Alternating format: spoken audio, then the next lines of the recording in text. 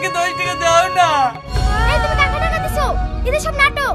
এইখানে সে বিক্রি করবে আর ব্যাংকে গিয়ে টাকা জমা করবে। মা বাবা বিক্রি এই গল্পে বিশুর বাবাকে 100 টাকা দিয়ে বিশুর বউ বাজার করতে দেয়, খরচ হয় 90 টাকা। বাকি 10 টাকা দোকানদার ভাই ফেরত দেয় না।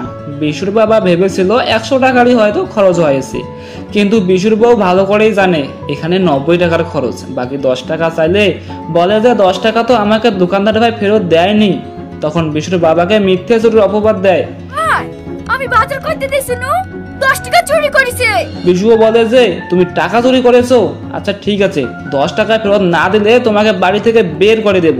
তাই কোনো উপায় না পেয়ে বেচারা অনেকের কাছে হাত পাতলে কেউ তাকে 10 টাকা দেয় না।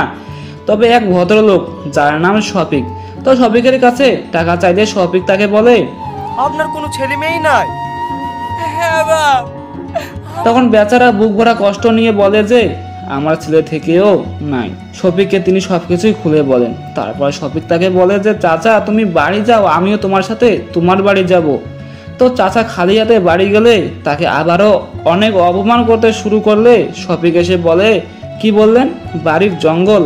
আচ্ছা ঠিক আছে, তোমাদের এই বাড়ির জঙ্গলকে আমি 1 লক্ষ টাকা দিয়ে কিনে নিতে চাই। তোমরা কি তোমার বাবা মাকে বিক্রি করতে রাজি আছেন?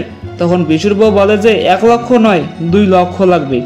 তখন শফিক 2 লক্ষ টাকা দিয়ে বিশুর মা বাবাকে কিনে নেয় এবং শফিক বিশুকে এক অন্যতম সাজা দেয়।